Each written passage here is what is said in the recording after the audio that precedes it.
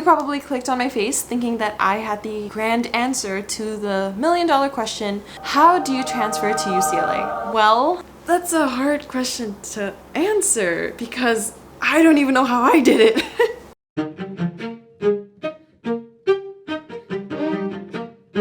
2 months ago, I was offered admissions as a transfer student to the University of California, Los Angeles. I just got into UCLA! And as I was reading my admissions letter, 2 thoughts popped into my head. Oh my god, oh my god, oh my god. Oh my god, I have to tell anybody and everybody. And I need to get my shit together if I'm ever gonna survive UCLA. Now, I don't particularly consider myself to be a model student.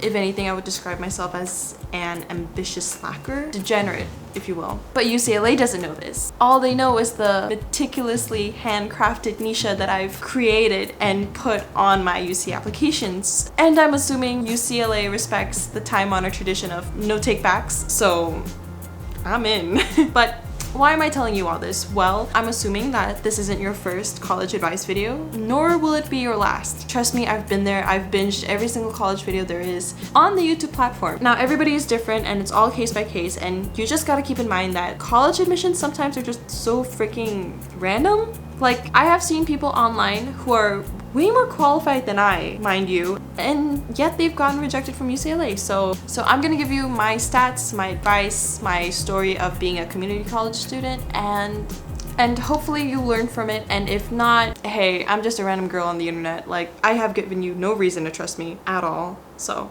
alright, let's just get into it, because I know when I was like binging all these videos, I just wanted them to get straight to the point, so that's what we're gonna do today. I'm gonna give you guys a bit of a backstory. So I attended community college, as previously mentioned. I attended Orange Coast College. I'm an international student. If you didn't know, I live in Malaysia. Orange Coast is located in Costa Mesa, California. There's a 16-hour time difference between us, and this was around the time when COVID hit.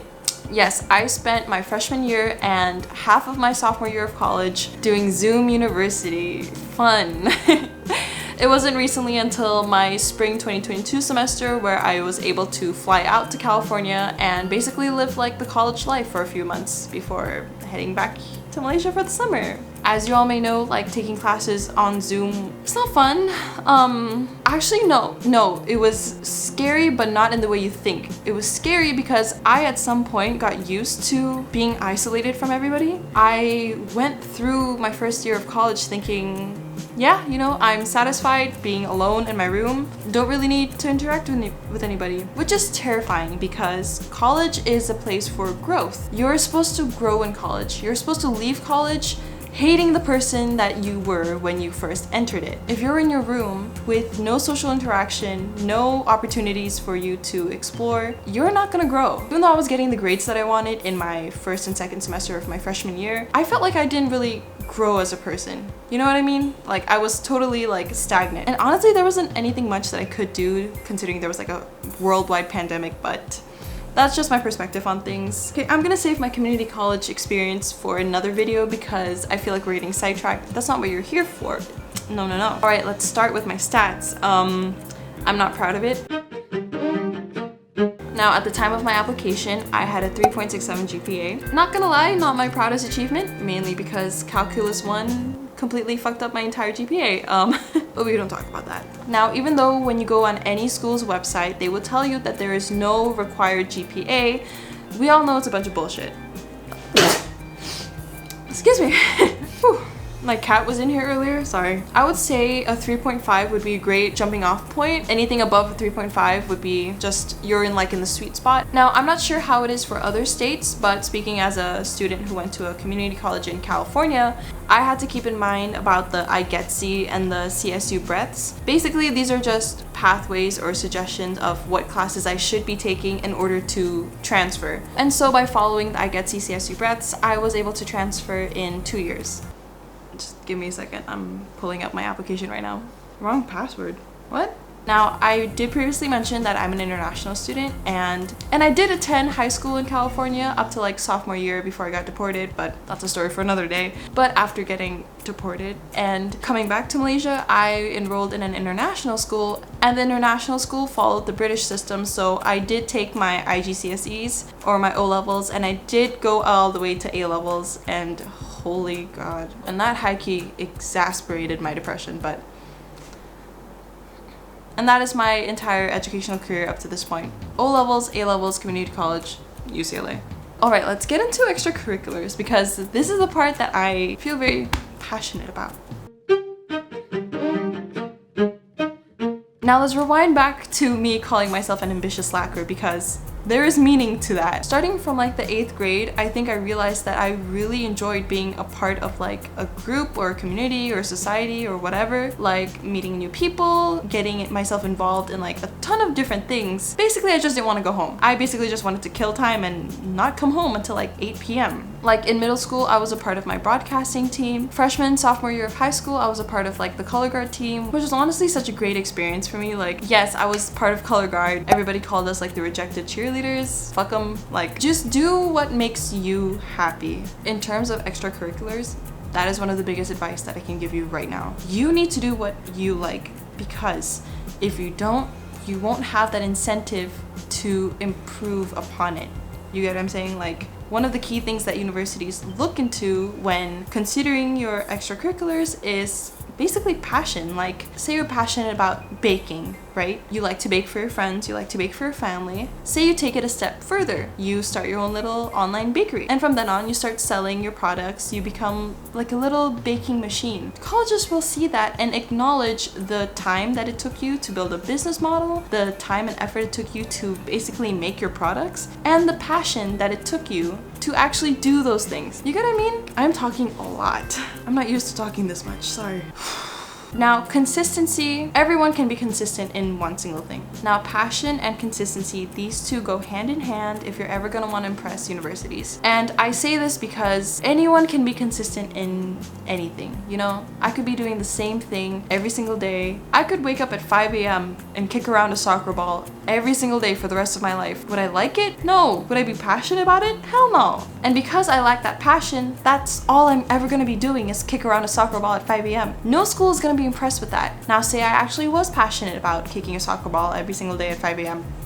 I know some people are. They would go and be captain of their sports team, or they would start a club. Whatever it is they would do, they would try to take their passion of theirs and expand. Moral of the story is passion and consistency. You gotta have both, okay? So in terms of my passion, I fell in love with broadcasting and film and media and all of that in middle school when I joined that broadcast club. But I generally gravitate towards making videos and writing. Now, the UC application allows students to input up to 20 different activities and awards that you've earned over the years. I'm just gonna list mine out right here. First off, at Orange Coast College, I was a member of Phi Theta Kappa, the Honors Society. And on top of being a member, I was also part of the Honors in Action group, which is basically just a bunch of honors students coming together to work on a research paper regarding a current social issue. By the way, this list has no particular hierarchy or anything. It's just like a list of things that I've done. One is not more important than the other. So second off, this was during my A-level years at Sunway College. I was the director of productions at Sunway Equimedia. Basically, my division just created videos regarding student life, and I was in charge of basically telling everyone what to do. I mean, there's more to it, but that's basically how I saw it. Also at Sunway College, I was in the A-level student council, and I was a group mentor. I'm just realizing how much I was involved during that year and a half. Maybe that's why I was depressed. Coming in at number 4, I categorized this under volunteer/community service, and I was basically a teacher's assistant for the Center for Asia Leadership. It was a nonprofit organization that held this workshop for student development. There was a whole interview process, and I remember walking in, and I think there was around 50 students who were interviewed, but only 10 made it. So I was super fortunate to get it. Like, I learned a lot from my mentor and from that week, and it also helped me refine my skills in terms of like being in a professional setting and how I should present myself to people. All right, numero 5.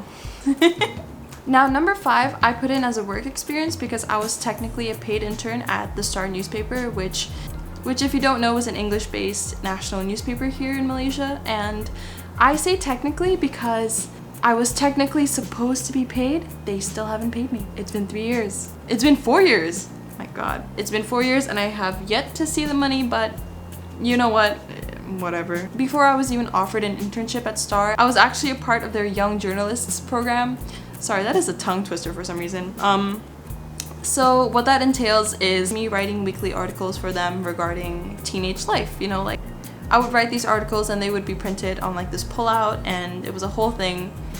And out of all of the participants in the Young Journalists program, I was one of 10 that were chosen to be given the internship.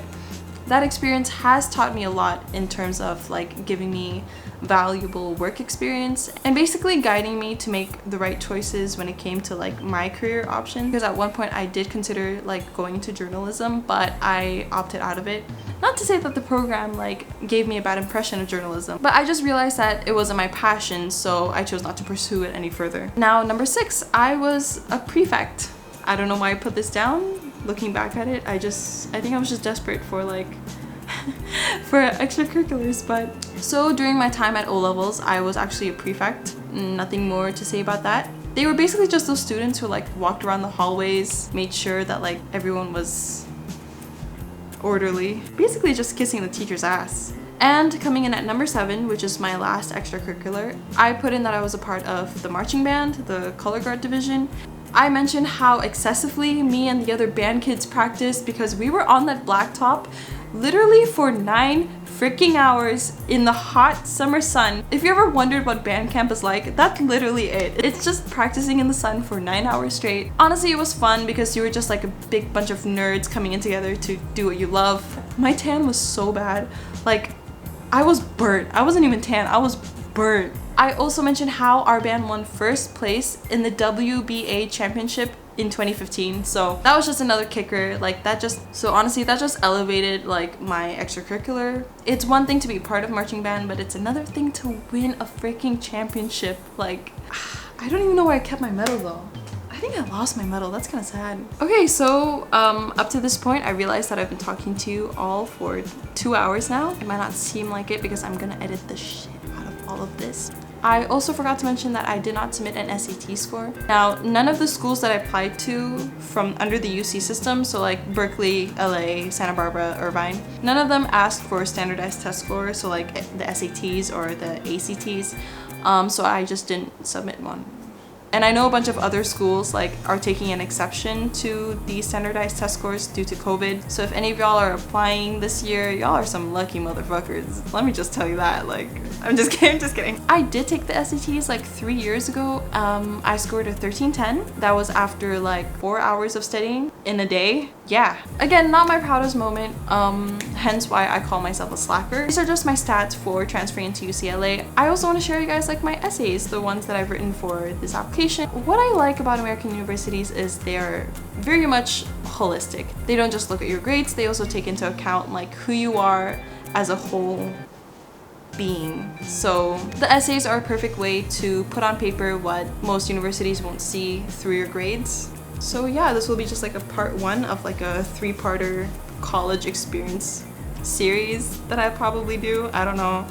So thank you so much for watching, and good luck to everyone who's applying to transfer. And I need to stop talking right now because my mouth is literally cramping, so bye.